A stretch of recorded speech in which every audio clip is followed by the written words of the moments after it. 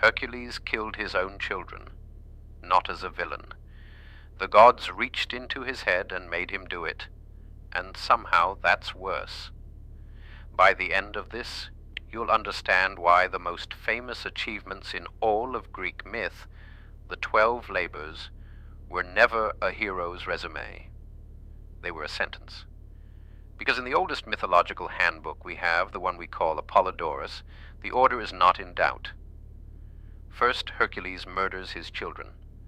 Then he is sent to perform the labors to wash the blood off. The feats you cheered for are penance. Disney left that part out. Let's put it back. You know the bright version.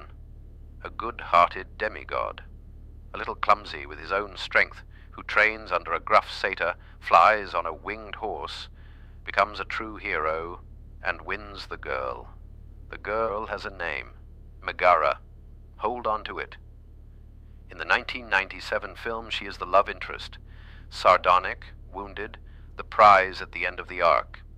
That's the Megara most people alive today picture. Now here is the Megara the Greeks wrote down.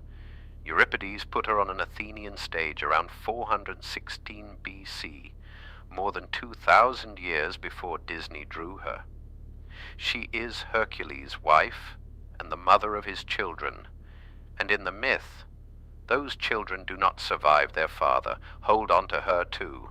We'll come back to what the story actually does with this woman, because it is worse than simply killing her off. The most complete handbook of Greek myth we have is the Bibliotheca, attributed to Apollodorus. It is not poetry, it is a reference book. Dry, ordered, the closest thing the ancient world had to an encyclopedia of its own legends. And in Book 2, it lays out Hercules' life in sequence, with no interest in protecting him.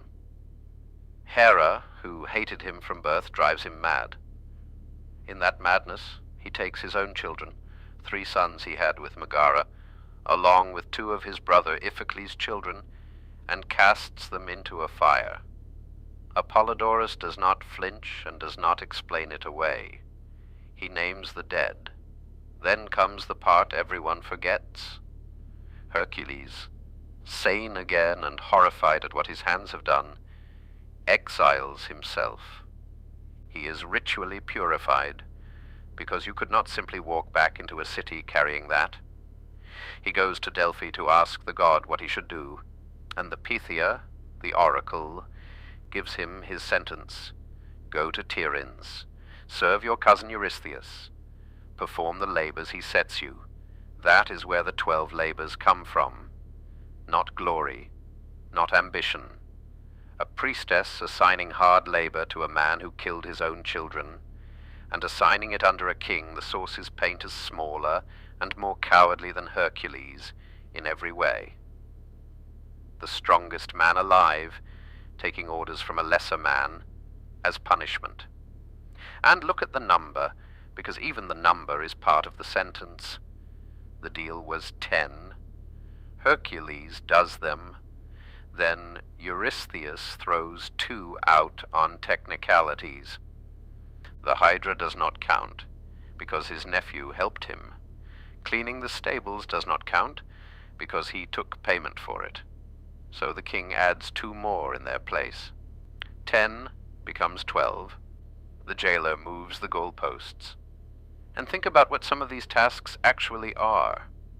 We remember the lion and the hydra because they sound like glory, but the same sentence sends the strongest man in the world to shovel out a stable years of cattle filth in a single day. That is not the errand of a hero. It is the humiliation of a convict, and the text knows it. Every lion, every hydra, every trip to the underworld you have ever seen celebrated. In the standard version, it is a man working off a debt of blood. Now, the Greeks did not have one tidy official version, and I won't pretend they did. Around 416 BC, the playwright Euripides put this story on an Athenian stage in a tragedy we call Hercules. He keeps the horror. Hera sends Iris and the spirit of madness herself, Lyssa and Hercules, believing his own family are enemies, cuts down his sons with the same bow he used on monsters. In Euripides, his wife Megara dies with them. Athena has to hurl a stone to knock him out before he can kill his own father, Amphitryon, too. But here is what Euripides changes. He moves the murders. In his version, they come after the labors, not before. The hero comes home from the greatest triumphs the world has ever seen, and that is the moment the gods choose to break him. Destroyed at the absolute peak. To a tragedian, that is the cruelest possible shape a life can take. So we have two of the best sources, and they disagree on the order. In Apollodorus, the crime comes first, then the labors as punishment. In Euripides, the labors come first, then the crime is ruin. And they are not alone.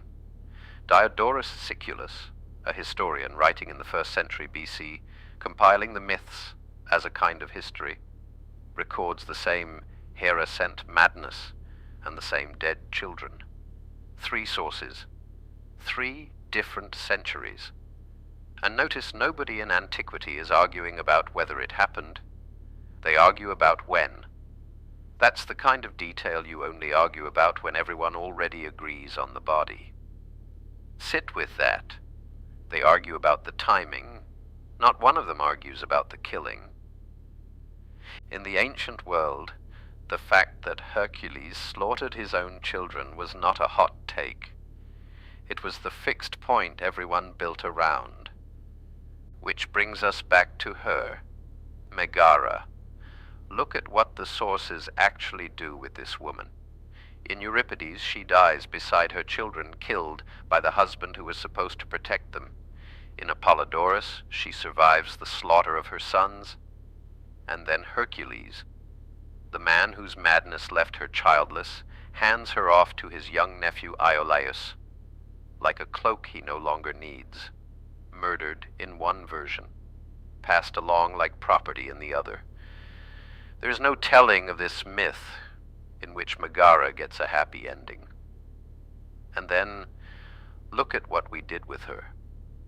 We took that woman, a mother bereaved of her own children, killed or discarded by Hercules in every ancient version, and we cast her as the prize he wins at the end.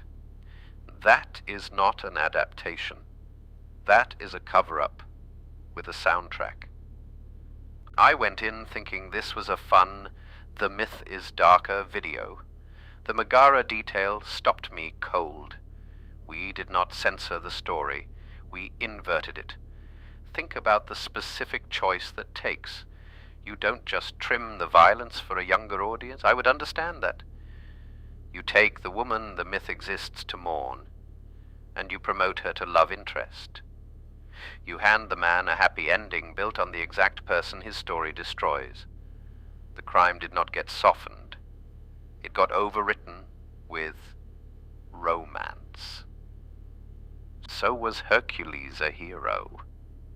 The sources say he was the strongest man who ever lived, and that the most famous things he ever did were a court-ordered sentence for killing his own children. Handed down by an oracle, served under a lesser man, padded out to 12 when 10 was not enough. And even his greatest poets and historians could not agree on whether the horror came at the start of his story or the end. Only that it was always there. Here is my reed, and I'll say plainly, it is mine, and not Apollodorus. We did not adapt this man, we acquitted him. And the tell is Megara, a culture that takes the woman a hero destroyed and recasts her as the woman he saves is not retelling a myth. It is burying a body. The Greeks made his triumphs a sentence, so the crime could never be cut loose from the glory. We cut it loose anyway and kept the glory. Go read it yourself. Apollodorus, Book 2, and Euripides' Hercules. They are free, and they are not hiding anything. We were.